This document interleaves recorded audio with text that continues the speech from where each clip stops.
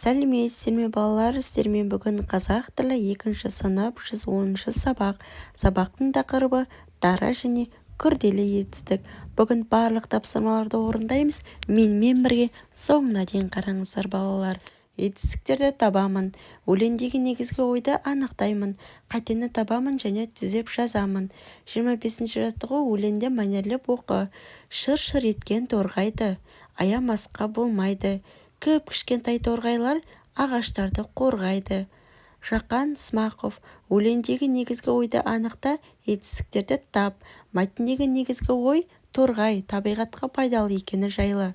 Етістік еткен болмайды, қорғайды.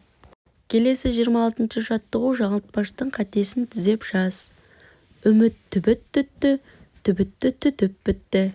Етістіктерді тауып, дара не күрделі екенін ажырат. Үміт түбіт түтті, түбітті түтіп бітті.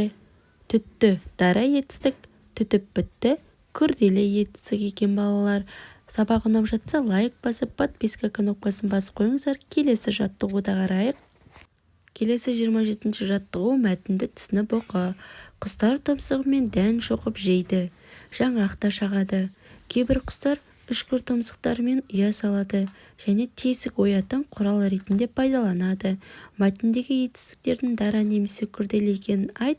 Мұндай құстардың пайдасы туралы топта талқыла.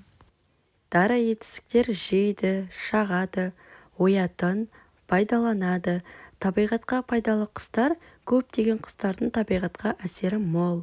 Кең байтақ даламызда ұшып жүрген біраз құстар егістік, бақша, орман зиянкестерімен қоректеніп, ауыл шаруашылығына айтарлықтай пайда тигізеді.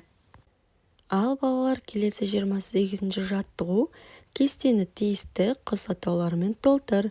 Үй құстары қаз, үйрек, тауық, жабайы құстар қарға, үкі, шапалақ.